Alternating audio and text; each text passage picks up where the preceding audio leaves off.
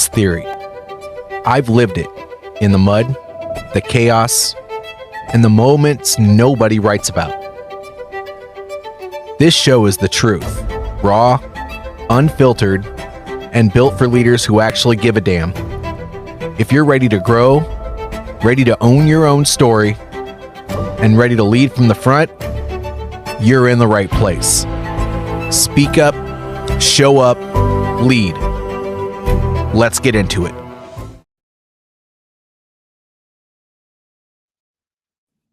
All right, team, that was my new trailer. Let me know what you think of it. I've spent a few hours on that, trying to prep that for my show. We have Tina Bakehouse here, or Tina BE, as it were. We're going to be talking about leadership and intuitive communication. But before we get into that, I want to remind everybody, please go on Amazon.com, check out my book, Speak Up, Show Up, Lead. It's my story, but it's not just my story. It's the leadership lessons that I've learned through my life. So if you're interested in those types of things, then check it out. Amazon.com, Speak Up, Show Up, Lead. Tina, how you doing today? I'm so excited to be here with you, JJ. As we noted earlier, we had such a rich, magnetic conversation prior, so I'm looking forward to this. Likewise. So everybody, Tina is an intuitive communication coach.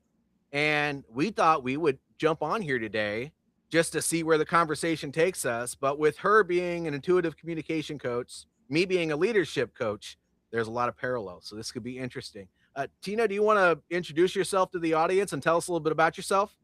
Absolutely, JJ. Thank you. I go by Tina B, and the BE is very intentional. I really believe that our beingness is not only how we stand in our truth, it's how we lead, speak, and it's our ultimate persona of what people see, feel, and get from us. And so, in my world of intuitive communication coaching, I guide leaders to stop performing and start truly resonating their messages so they don't just land, they actually linger. And so I teach mindset message mechanics, whether individually, in teams, through keynotes, other programs. And I do so with this idea of we need to be grounded in the self that we are, the beingness. So then we know what to say, do, and then have that clarity of connection with the self and the other. I love that. And I have loved that since the very first time we've talked. And you know, it's really important when you're trying to be a leader of influence to be grounded in who you are, to understand your values, understand, you know, what conversation is most important to you to be giving not only to the world but also to yourself. Because when you're just, for lack of a better way of saying it, faking the funk, and you're just going up there to be on stage for the sake of being on stage to get the word out, whether it be to advertise your business or whatever, and it's not genuinely what you want to do, and you're not genuinely saying what you want to say, it shows. Absolutely. I like It how doesn't you just put show, it, it fake the melts. funk. It's also being in presence versus performative. And I have a theater degree, so I truly get the idea of performing. There's elements of performance absolutely that we need to tap into. If you're feeling down or anxious and you have a big keynote or a presentation, you do need to, stand up and get that out. Nobody wants to have you go wah, wah, wah on the stage. But by and large, though, I appreciate the richness of authenticity, of Yeah. being the authentic self, in that we lean into faith versus fear. And I really believe we're in a time more than ever before where I'm seeing and witnessing people in one of three phases of being, whether it's fear, anger, or grief. And when you have those kinds of feelings that are flooding your body, it shows in your face, which there's about 85% of communication comes from the face, and your voice and your overall presence. And that matters. The power is in the presence. Yeah, agreed. Yeah, the power is in the presence. And so to a certain extent, you're right. You don't want to be, you know, Ricky Bobby in front of the camera, putting your hands up and not understanding what to do with them while you're talking. Uh, but so being able to balance that, teaching people how to express themselves in a way that can connect with their audience, while still having their authentic message. How do you actually do that? That's a really big question, right? Because think of it as context creates content. Okay. So you cannot not communicate. There's a myriad of communicative events, whether it's in person, virtual, on the phone, written communication through email or text, wide ranges. And so you really have to step back and ask yourself, okay, what in essence is my intention as the sender of the message? And so it's first of all getting grounded in that, and then what is my hope for or intention of the recipient or receiver of that message to take it in, so that it's an ongoing loop of sending and receiving messages, so that you truly get into a dance of conversation and that you co-create together. The Mm, problem comes when the the miscommunication happens, right? Where we're not either grounded in the inner knowingness of who we are and what we want to say. We maybe don't give enough information. We either give too much and people stop listening. We get distracted. There's lots of disses that are happening. mhm. Dissing on ourselves, distraction, discomfort. And all of that comes from either, I feel, fear of the future, like what am I going to say, how am I going to say it, da da da da da da da, and that plays in a tape of our heads, or this past nostalgia depression of, well, in that last networking event I botched it, and then that keeps playing as a tape fiercely, as a movie, if you will, and then you almost create that movie again and again and again. So what I teach people is first the I amness. Who am I? How do I show up so that I don't see small, stand small, speak small, that I actually show up, and it's in your title of your podcast, as me, in firm faith and in love for self and other? Because when you come from a groundedness of love, then you truly will have effective communication in any space. So it's really teaching awareness of the body. It's so much louder than our two ears. People tend to let fear rule them, and I think probably the biggest thing that people struggle with is fear of either not being good enough or people not listening to them while they speak. And you know, that's a difficult thing for any leader to deal with, to be honest with you, because I mean, let's just say I started my business three and a half, almost, gosh, it's been almost 4 years now. But I started it back then because I was working at various companies after I retired from the military. And, you know, they people don't get mentorship when they go from that ground level to now they have a team. And all of these things that you're talking about with being on stage, Tina, they're the same as the things that those people deal with getting up on stage or teaching a class or talking about their genuine selves for the very first time. They think the same things.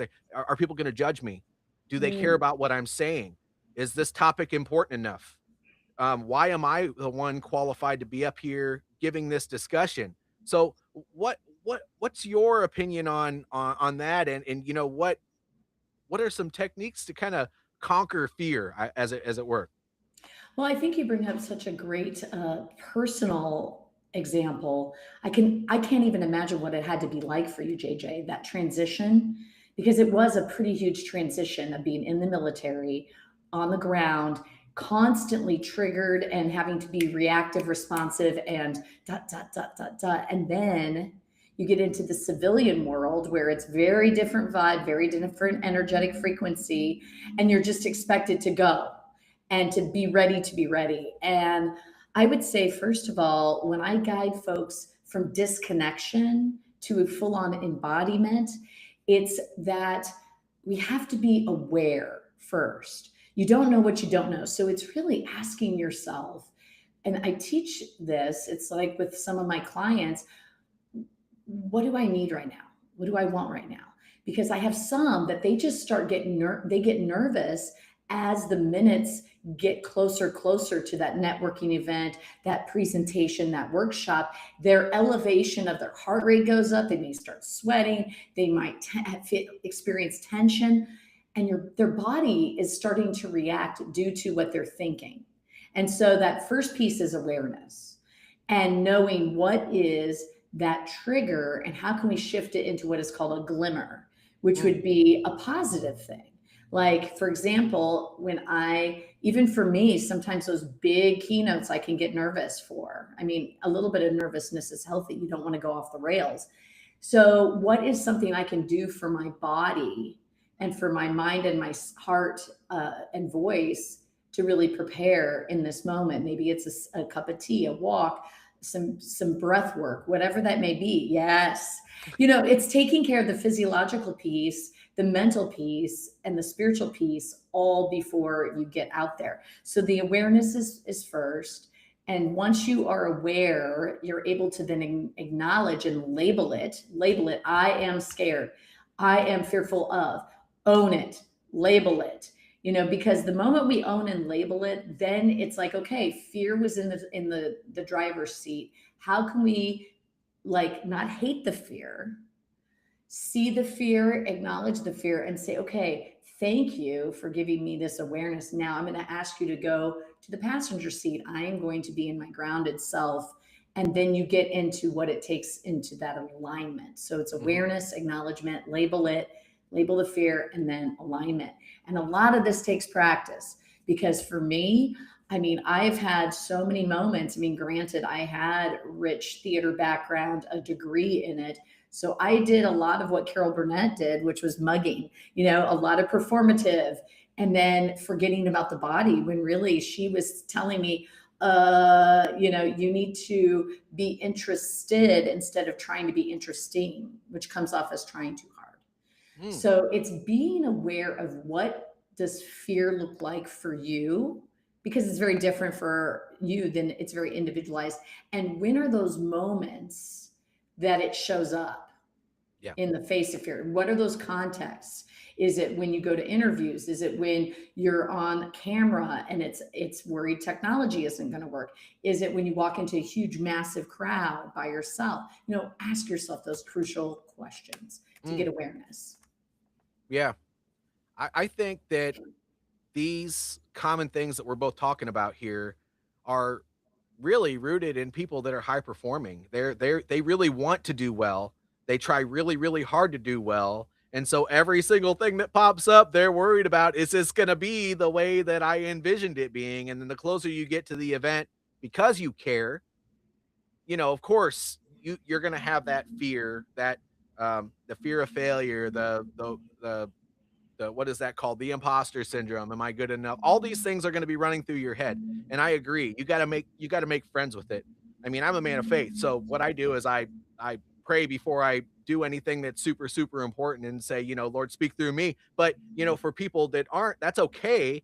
I would say that you're right. They need to make friends with it and they need to say my best is good enough and just go out there and kill it. Give it your best and you're right. I think that there's an element of making sure that you're doing it for others and not for yourself, because when you do things for yourself then you feel selfish.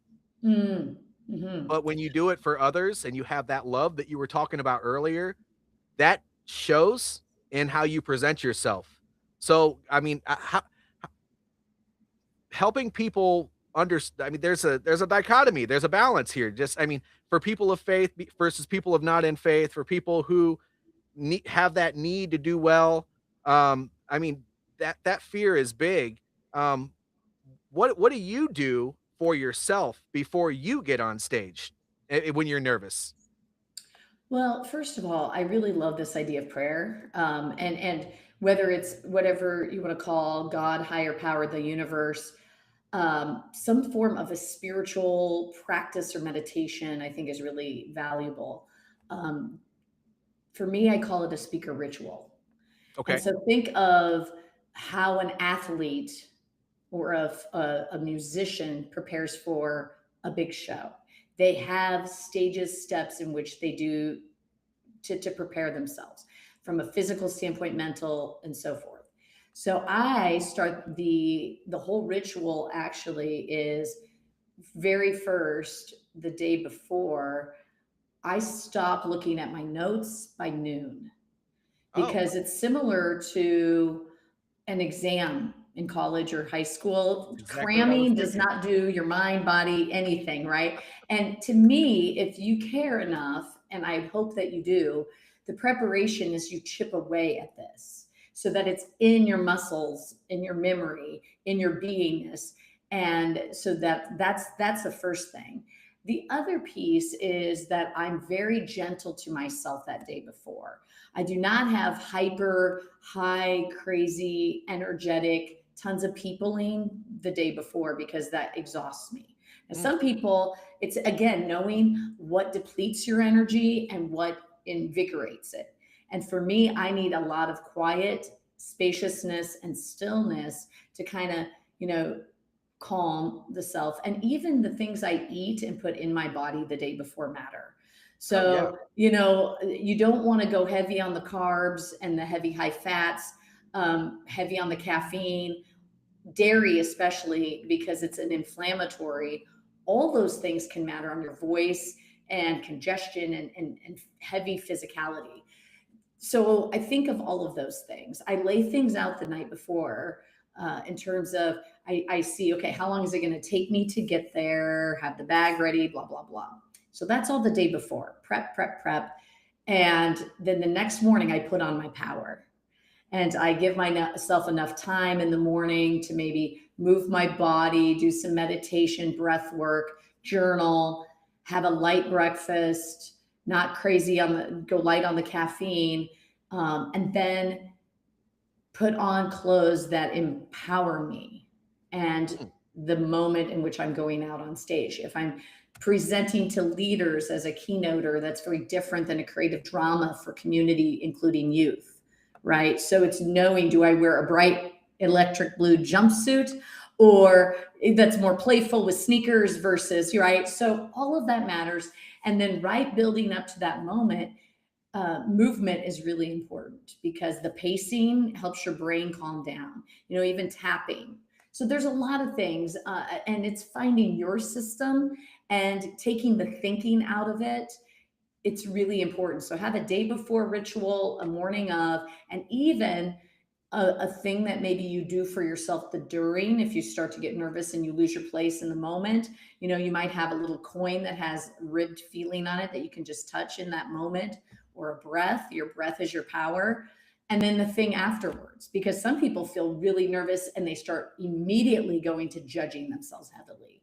And I allow myself about 1 minute saying, how'd that go? Celebrate myself mostly and just say, okay, what's one little thing that I learned that I could provide positive feedback for the next time? Yeah. And you know what, when you are connecting people, when I say connecting very specifically, and I'll tell you why with a second, but when you are on stage connecting with your audience, that's important. I mean, some people have a power suit. I have one and I hate it. I actually like in your video where you wore a jacket, like a really well fitted jacket, like a t shirt that was Yes, striking. That looks like your style, your vibe. it really is. It Well, and I really, think really that is. that's the key, right? You own that, JJ. Yes. And when you own your look, your style, your vibe, I mean, it's like Brene Brown. She was asked years ago, early on in her career, to be one of the keynote speakers. And she had on this power suit and felt ick in it, did not feel like herself, felt restrained. So she immediately got into a jeans, like a jean skirt, clogs, comfort, nailed the presentation. Even though she got comments ahead of time, you're wearing that, she got one of the highest marks because she was very in her calm space of how she presented because Yeah. it was in alignment with the self that she is. Yeah, I actually have a couple friends of mine who they get up on stage in jeans and a t-shirt. And that, instead of being in front of a professional audience and being super professional, they're not. I mean, they speak real and they speak true because that's their voice. And they've even told me when I was first getting into speaking, because they've been out of the military long before me, that you know they did that because when they were up there on stage and they were wearing all the right things and saying all the professional things and doing, they weren't connecting with their audience.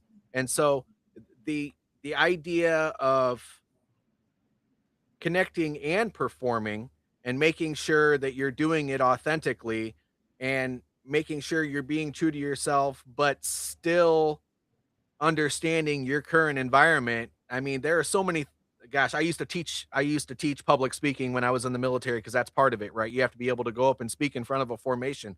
But I think the biggest thing is just making sure you understand that group of people and you look around while you're talking, not for judgment, but for engagement.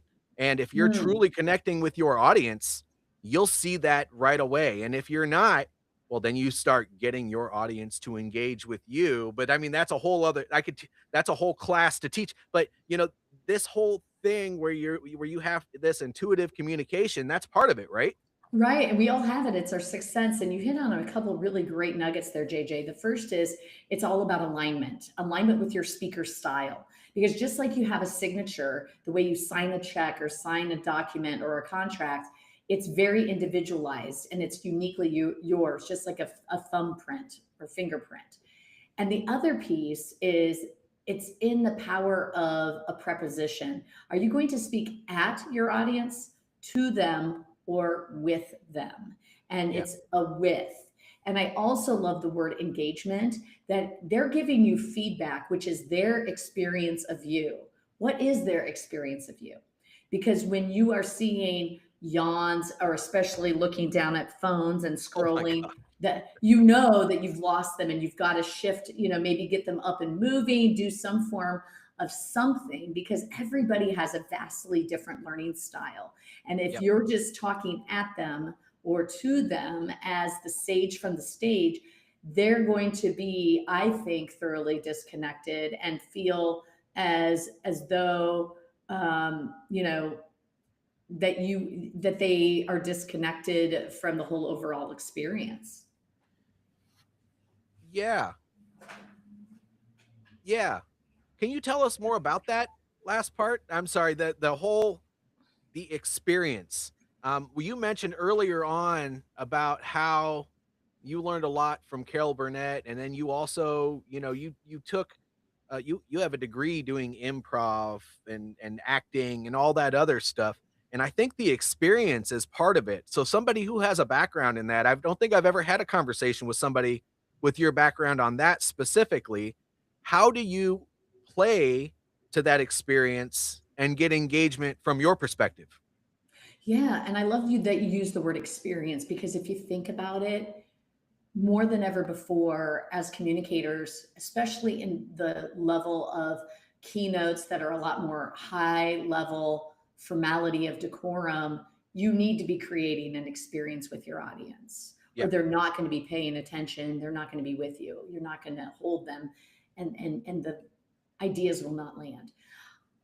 I would say the biggest thing that I have learned in my training over the last decade in improvisation, because I've done 5 levels: long form, short form, musical, improv, freestyle, rapping, is the rules that we live by on stage really apply to life, to communication, because at the core is this idea of yes and. Now, yes, and is this, we have yes and we have no. No, we grow up saying because we want to stand for what we want as toddlers and beyond.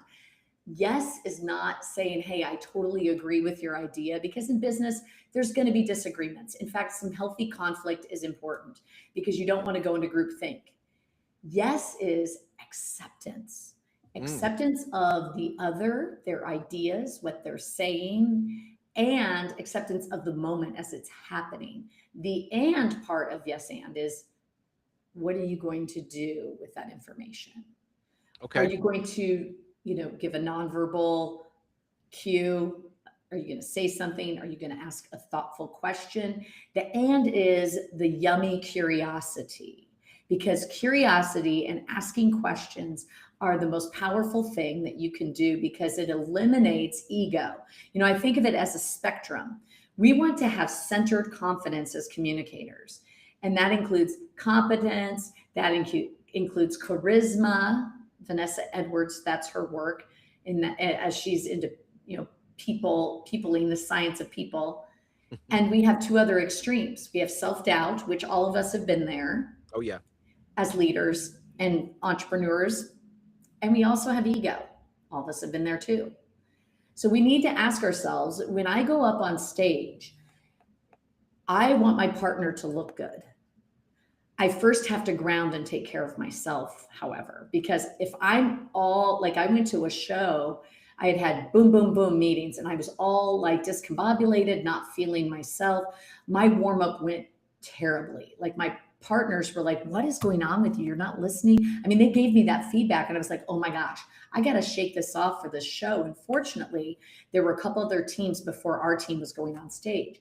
So I did a ton of breath work. I put my feet on the ground. I started to notice, you know, look for three things, listen for three things, smell three things, to really get present, let go of the past, stop with the future worry of this has to go great and well, and be like clinging to expectation. And the show went smashingly because I took responsibility for myself first, to ground myself first. Then I was able to make my partner look good. The other thing is, use what they give you. You know, we so many times do not notice more.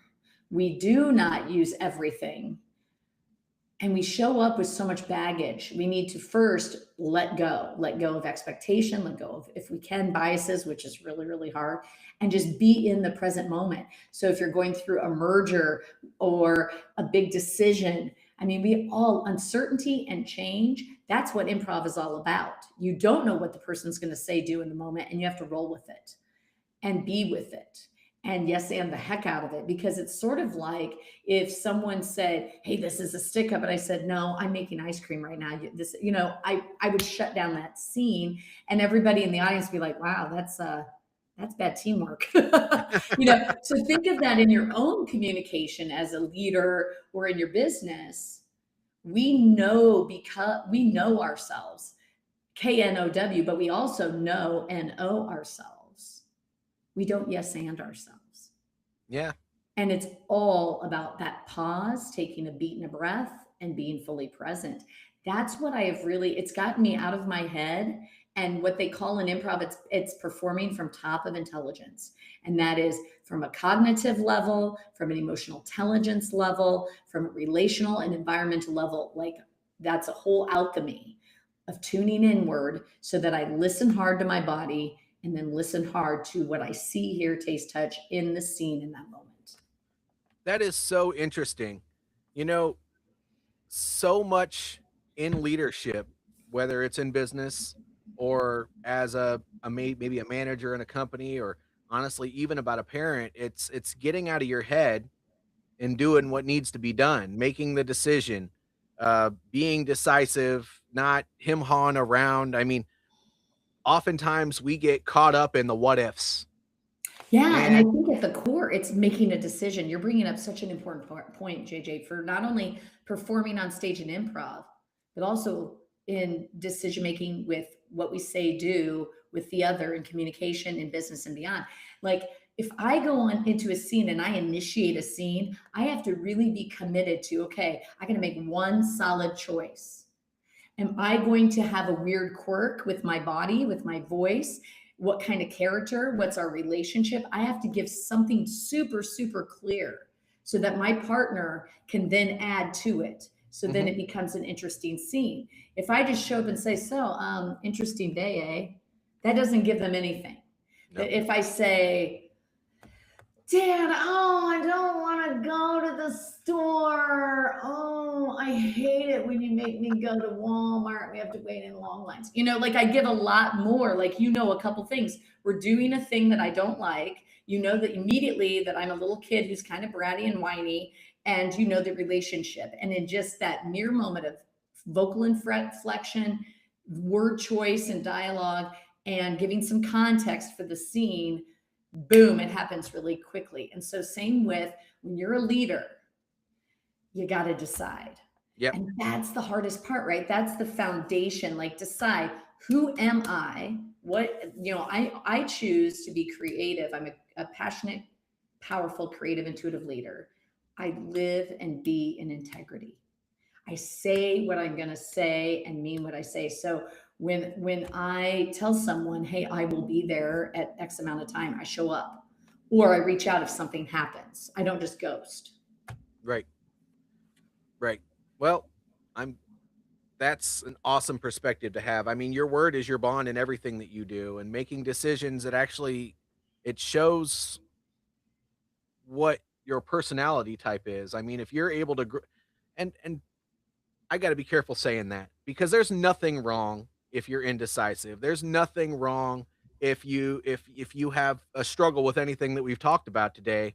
But Sure. that's why leadership is not something that most people are born with as far as qualities are concerned. And even if you do have a lot of qualities, the idea of personal growth and learning all of these things, I mean, that's what Tina helps with. That's what I help with. That's what a lot of other leadership development professionals help with. But, you know, learning and growing all the time and not think and knowing, not thinking, knowing that you do not know it all and Hmm. that you have more to learn and humbling yourself so that you can receive life's lessons and the lessons of other people. That's really what it's all about. And so if you're like, oh my gosh, they've talked about so many things. I'm not a good decision maker. I'm not a good this. I'm not a good. That's Hmm. okay. That's okay. Right, and I think That's why you got to it do some boils down to development. my work with temperament, right? Where there's some people who are more role directive, which is me. I come to decisions, generally speaking, fairly Yep. quickly. I'm in that comfortable space and place of I like to plan a little bit. Then you have role informative people who like to keep options open. They like to probe. They like to marinate on it. It takes them a little bit. I think, you know, being indecisive, you're right, is not a bad thing. It's No. just being aware that you're in a space and place because Correct. all of us have been there. It's sort of like a conversation I had just yesterday with a podcaster where he said, you know, it's really getting curious about, are you impatient or are you lacking clarity?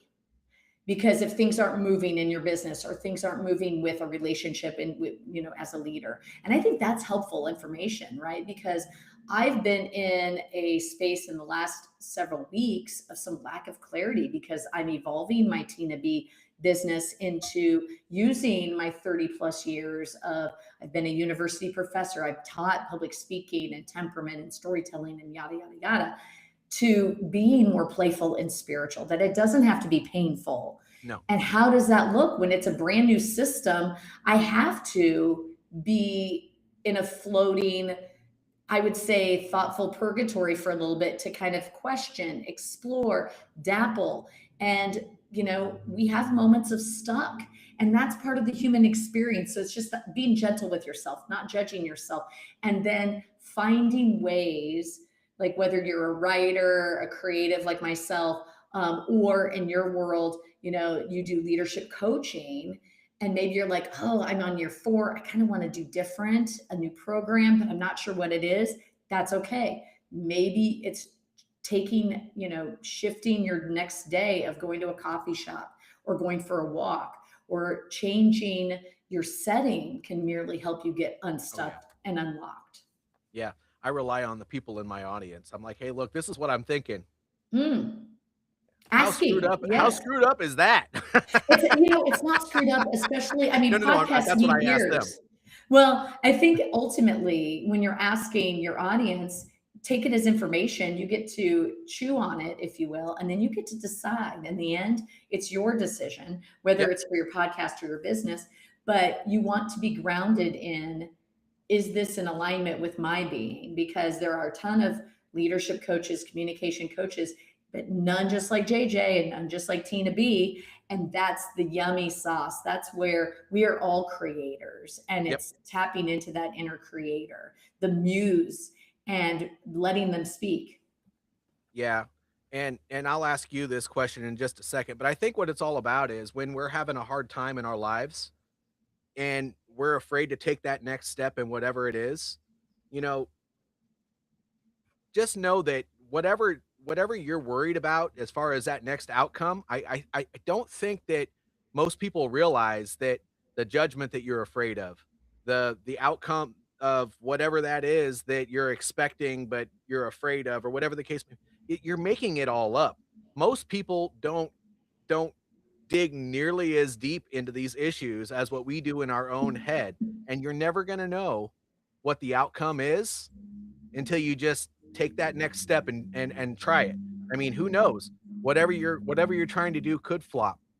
Well, it's like Tina Fey says, there's no such thing as failure. There's just opportunities. I mean, that's a true improviser, right? Yeah, And it's sort of like Bob Ross. It's like, oh, there's no mistakes, just a happy little tree just here, a happy little tree. Yeah, and just evolving it, right? But I think what you're really getting at is we get crippled by fear. Yeah. And my son, for the first time, he decided he didn't go out for high school basketball last year. So he's a sophomore, and he decided, he's fairly accurate at doing free throws and 3-pointers. And his first game, he didn't dribble the ball much. He didn't even really take a shot. He was so nervous and he was hard on himself. And I said, buddy, how many high school games have you played? He goes, that was my first one. I said, okay. Guess what? You had to get on the court first. Then I said, what's going to be one small brave move that you can do to move the needle forward, to move forward? That might be a little risky, a little nerve wracking. He goes, well, I could do more dribbling. I need to work on my ball handling skills and get confident. And guess what? Last night, he did it. He dribbled a lot more, and he actually, he hesitated. Instead of going for a shot, he had it. He passed it to somebody. I said, that's okay. Next time, now let's look at the next game on Friday. Take the shot.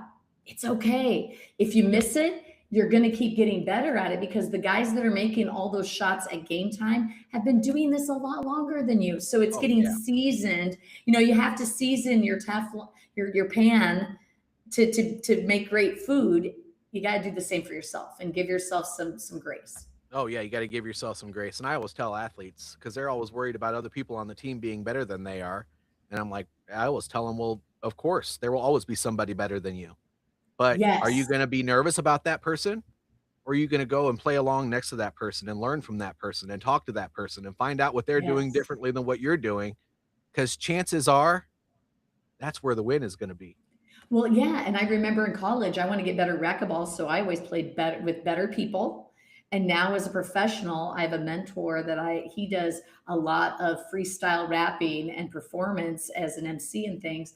And I go watch him. We have conversations, creative connections, because I'm like, okay, it's like if you've seen the marvelous Mrs. Maisel, she had to keep failing and trial and error with her different content to finally land on the hearts and the ears of her audience. Oh, yeah. Oh, yeah, that's a whole other topic. My goodness, that dealing with content and trying to figure out what interests people and all, that's a whole other thing. But I'll tell you what, it's fun because when you have a win, then you get really, really excited about it. But yeah, that I'm not big on social media, but I'm big on social media. So I think that that's a whole other thing that we could have a conversation on, just because, is our followers important or are followers not important? Are impressions important? Are impressions not? Oh my gosh, social media is something that just drives me absolutely crazy because it's like a puzzle that I can't figure out. Well, and I think ultimately, maybe you don't have to figure out, JJ, maybe just call it business media, because ultimately, I've changed my framework because I was with you in that way, going, okay, which platforms do I need to show up on? How often do I post? They're saying this, they're saying that. Oh, it's changing, da, da, da, da, da. What if the rules don't matter and you just show up as yourself and put it out there? Like the moments that I have shown up, and it doesn't matter what time of day it was, I put my heart into a post, whether it's in text or video. I get way more impressions, way more connections. It's because the energy, input, output, what goes in comes out. So I think nervous energy, I really believe you're going to get nervous energy back. So if Yeah, you can, say, okay, I have an inspired idea. Now I'm going to post it. And then also tap into, audience is everything. What is it as a leadership coach? Like, whom are your target audience? Where are they hanging out? I don't want to be on everything, because that's no, just a management nightmare and it's exhausting. And so I found LinkedIn for me. I'm enjoying doing some freestyle rap on TikTok because that's kind of fun. It's short form. And then YouTube, I can do some long form and teaching. And then I pepper in every once in a while on Facebook. And it's when I'm inspired. And so you get to decide, you get to create the rules. And I feel like, to me, this whole, and artificial intelligence is a whole nother ball of wax, but it's just like artificial intelligence, AI is a tool, so is social media. Of course it It's is. a Yes. tool, and how you use it needs to be in alignment with how you choose to communicate information. And it all comes from a heart inspired space. People will see and feel that. Yeah, I tend to agree. So let it go. Let Let it go of go. figuring it out. I release you. It's so freeing. Oh, the former logistician in me looks at you and says, "Hmm." Well, here's the thing. I've been finishing a book by Martha Beck, and she talks about our logic brain takes over all the time, right? Mhm. What if before you do a post or anything, you tap into that inner right brain creator that's chilled out, loves to paint or dance or sing or whatever it is for you? Like maybe you doodle for a little bit and you just do that to music for 10 minutes. I'm just throwing that out there as an example. And then you go and you do the post. You're going to be in a very relaxed, calm vibe versus, okay, it's, oh my gosh, it's 12 o'clock and they say from noon to 1 is the Oh, best no, I don't time care to about all do that. it at LinkedIn and blah, blah, blah, blah. I've been there. I've been there.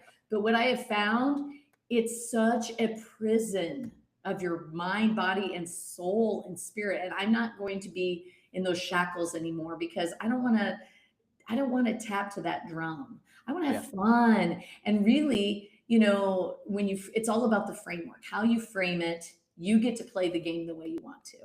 Yeah, and, I was using that as an example, but I do know that one thing is for sure.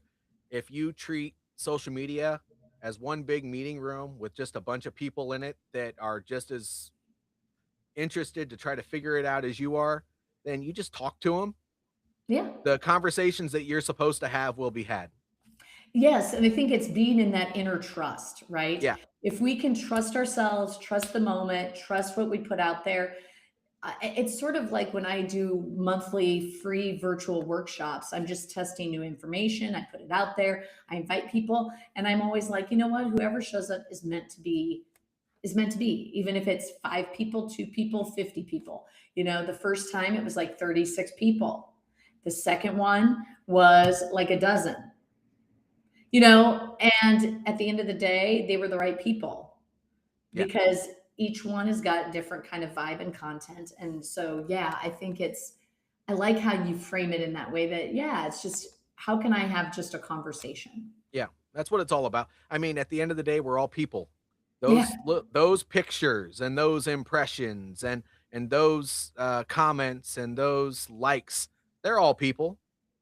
Well, and think about it. They've actually shown research when they created social media. I mean, the compulsion and the psychology behind it is very similar to gambling. Like Oh we can get gosh. into that brain, like da da da da da da da, like where the dopamine of, or the depression happens if we're not get if I post something and it's getting 0 likes, 0 loves, or it's like, well, I got to keep being on this and respond if I'm getting lots of loves and likes. And so it's really saying, okay, again, who's driving the bus? You, the loving, wise adult, or something else? Right.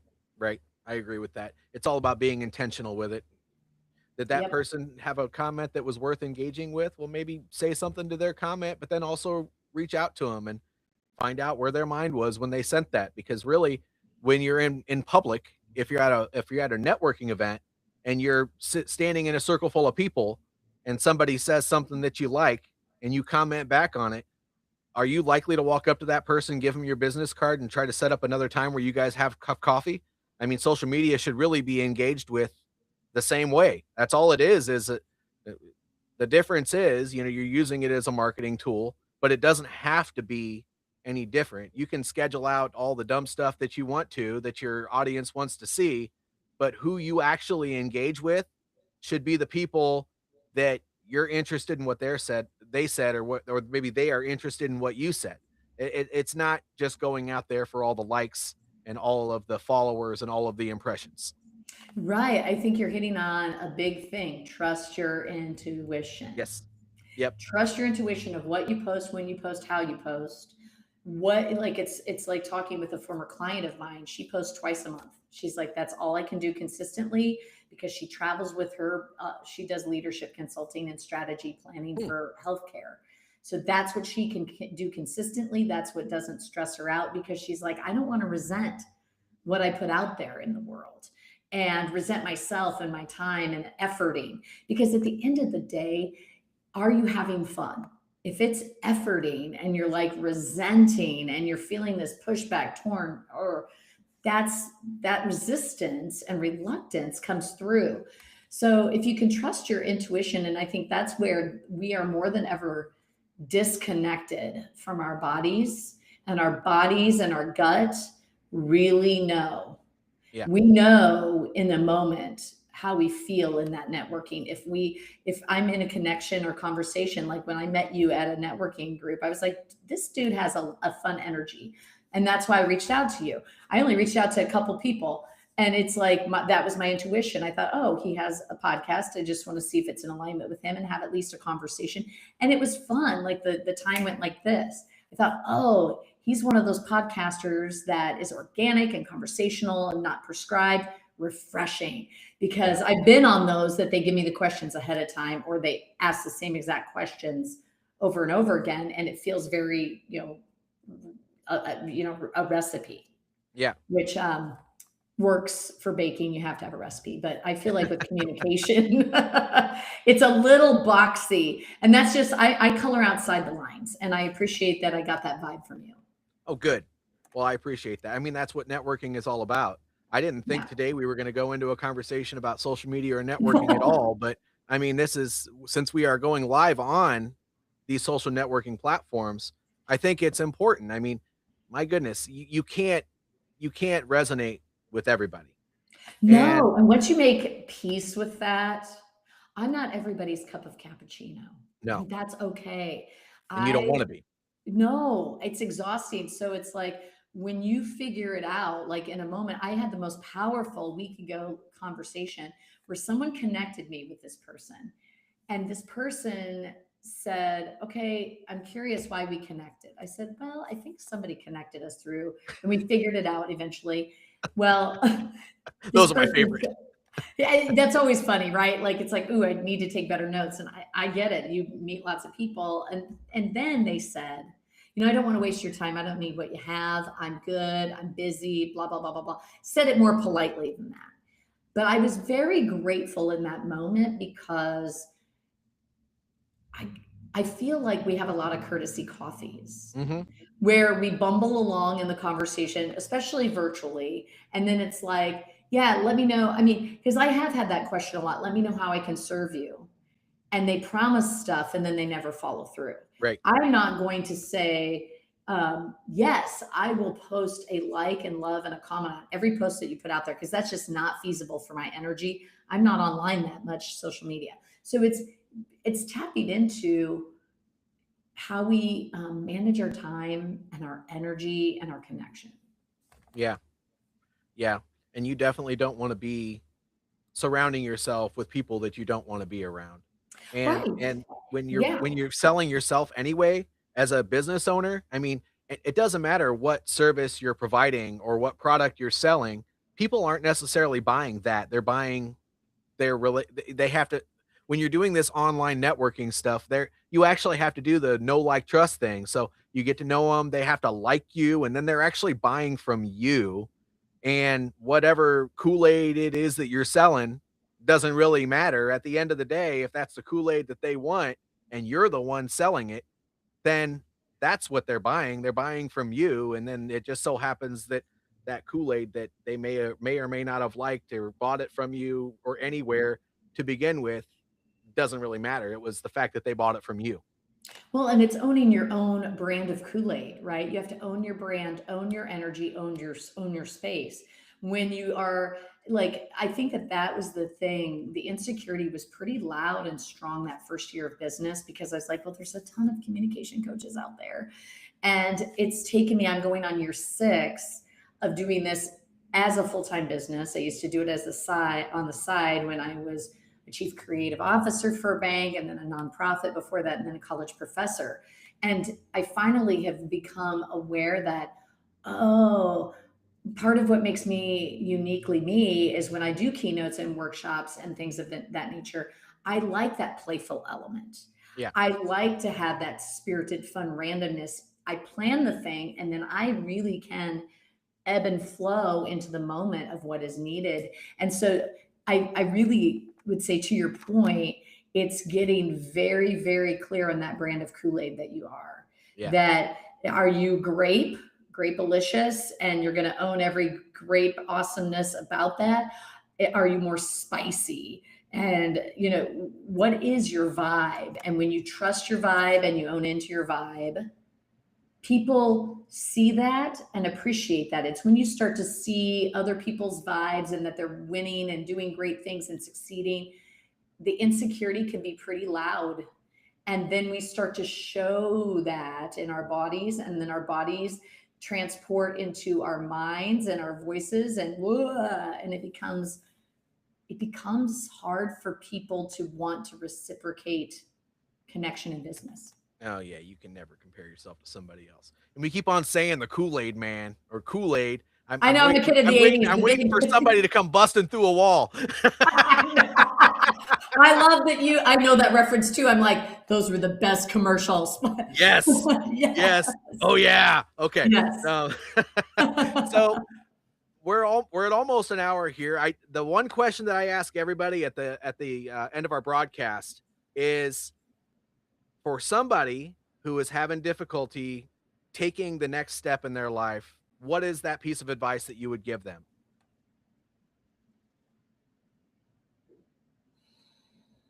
Slow down. You're not on a rat race. Be Your being impacts what you do, say, and then you are able to have abundance and connection, abundance in finances, abundance in joy.